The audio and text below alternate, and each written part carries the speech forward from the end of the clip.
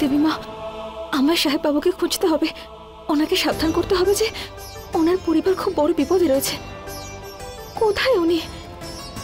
Thank god light এসে গেছে, ত্রিশালার টেনশনটা কমেছে, সঙ্গীতের অনুষ্ঠানটা এবার ঠিক মতো হবে।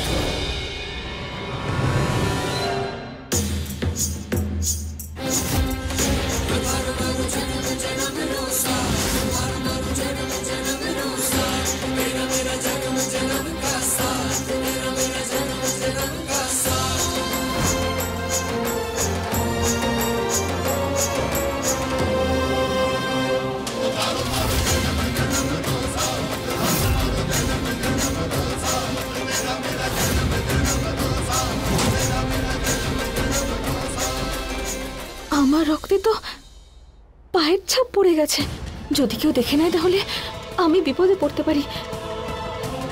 আমি এগুলো মুছে দিই।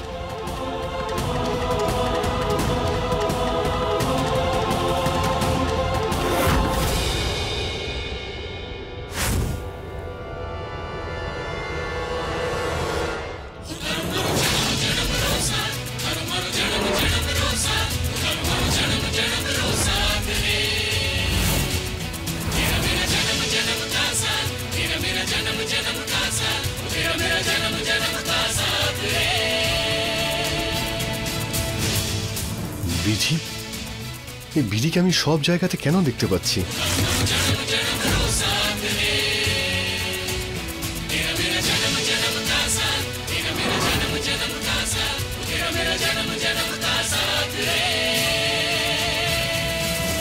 আবির দাদা, ওই দাদু ডাকছে তোমাকে। ওই কালকের অনুষ্ঠানের জন্য ত্রিশালাকে তোমায় পোশাক দিতে হবে, সেই জন্য।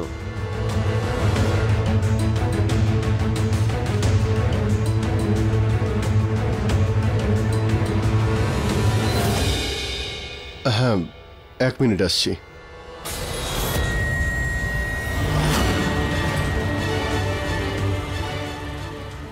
ওই মেয়েটা? কোন মেয়েটা? আরে কি হয়েছে কি আমার? আমি বারবার ওই বিধি মেয়েটাকে কেন দেখতে পাচ্ছি? আরে কি ভাবছোটা কি তুমি? চলো এসো।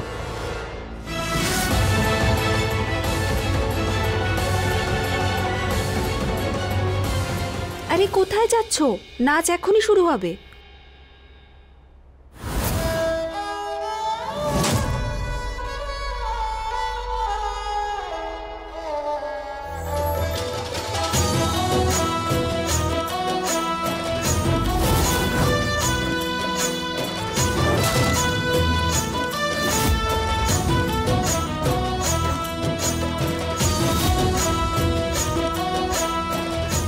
এখানে আমাকে ফালতু কাজটা দিয়ে দিল, আর ওইদিকে জানি না বিধি কি করছে। আমার পুরো প্ল্যানটা না ও ভেস্তে দেয়।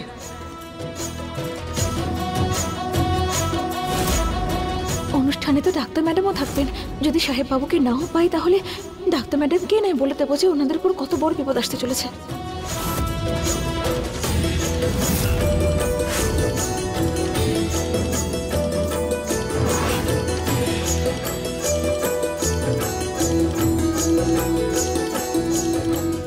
মালকিন, আমরা ওই মেয়েটাকে সব জায়গায় খুঁজেছি, কিন্তু জানি না ওই মেয়েটা কোথায় আছে। তোমার কি চোখ নেই?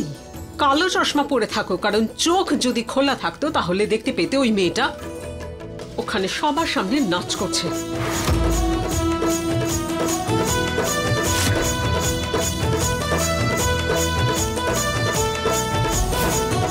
কিছু তো করতেই হবে ওকে আটকানোর জন্য। এক কাজ করো, আগে ওই যে ঝাড়বাতিটা আছে ওখানে, ওর দড়ি কেটে দাও। মালকিন, এটা আমি কি করে করতে পারি? আরে ওটা করলে এটাই হবে, ওপর থেকে ঝাড়বাতিটা নিচে পড়ে যাবে, সবাই ছুটোছুটি করবে, আর এর মাঝখানে তুমি মেয়েটাকে নিয়ে সরে যাবে ওখান থেকে। যাও, কাজটা শেষ করো। যতক্ষণ ভাবতে থাকবে তুমি, ততক্ষণে আমি এই কাজটা শেষ করে ফেলবো।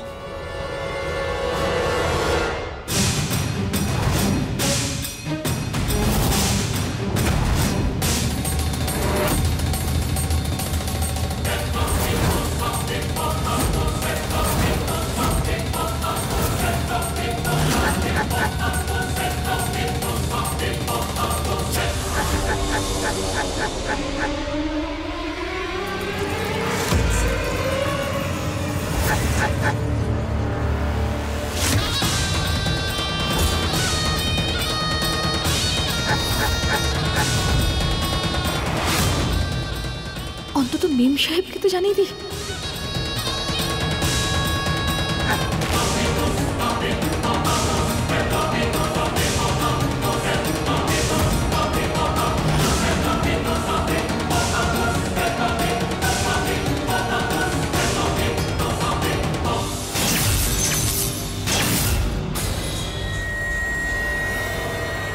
আরে এই ঝাড়বাতিটা পড়লো কিভাবে?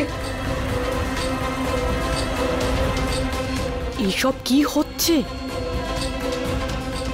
বেয়ান, এই ঝাড়বাতিটা আমিই ফেলেছি। আমি বলেছিলাম না বিধি মেয়েটা এখানেই আছে, ও এখানেই মেয়েগুলোর সঙ্গে নাচ করছিল। হে ভগবান, তার মানে ও বেঁচে আবার পালিয়েছে এখান থেকে। প্রশ্নটা এই নয় ও বেঁচে গেছে, ও বেঁচে যাওয়ার পরে গেল কোথায়?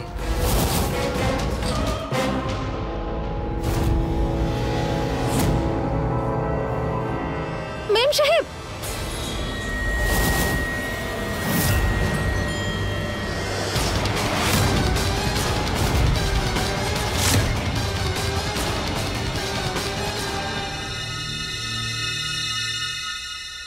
মেম সাহেব, দেবী মায়ের অনেক কৃপা, আপনার দেখা পেয়ে গেলাম। মেম সাহেব, এই বিয়ে হতে পারে না, এটাকে শিগগির আটকান, না হলে কিন্তু ওরা সবাই।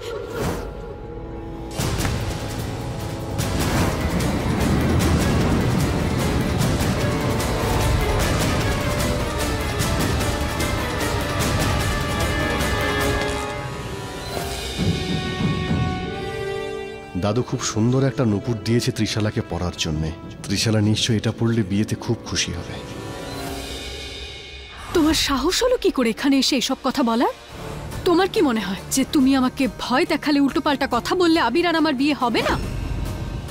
আবির শুধু আমার ছিল, আমার আছে, আর আমারই থাকবে।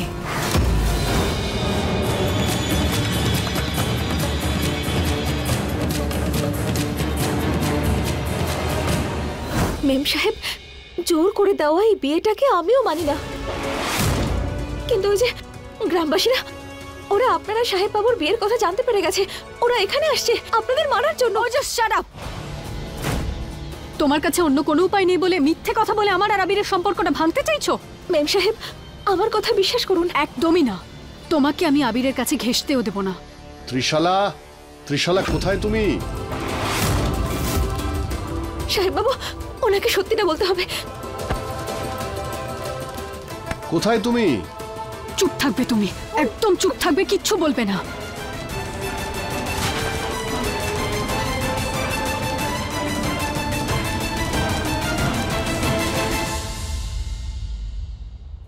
আরে বিধি গেল কোথায়? ডাক্তার ম্যাডাম, ডাক্তার ম্যাডাম, ভালো হয়েছে আপনাকে পেয়ে গেছি। সাহেব বাবু, উনি কোথায় গেলেন?